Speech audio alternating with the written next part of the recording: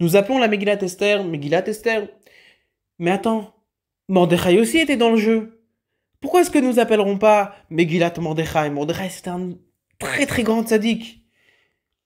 Il faut savoir que Esther, à plusieurs reprises, était prête à donner sa vie. Et elle était très proche de donner sa vie. Parce que Achashverosh, il fait ce qu'il veut. C'était un rachat. Il n'avait aucun problème de faire ce qu'il veut. Personne ne lui rendra des comptes, un peu comme Poutine.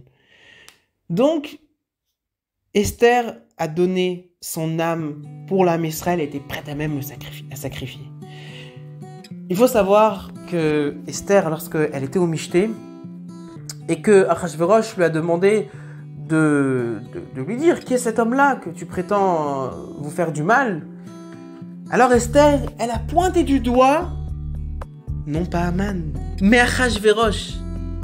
Comment c'est possible que tu te mets tellement en danger que tu pointes du doigt le roi? Tu pointes du doigt le roi comme ça?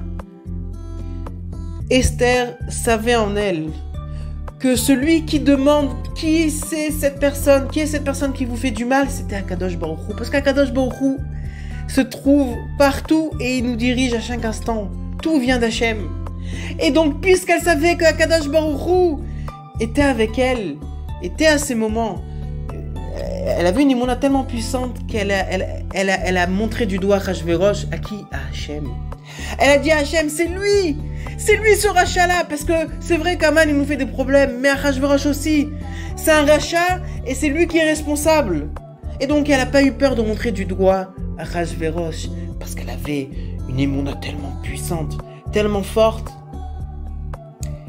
Esther, juste avant de rentrer dans le royaume de Achashverosh, de rentrer plutôt dans la salle où était Achashverosh, elle a senti tout d'un coup que, pour parler du Am Israël et des problèmes, elle a senti que tout d'un coup, Akadosh Baruch Hu s'est retiré d'elle. Et c'est vrai, Akadosh Baruch Hu s'est vraiment retiré d'elle pour voir est-ce qu'elle ira jusqu'au bout. C'était un examen.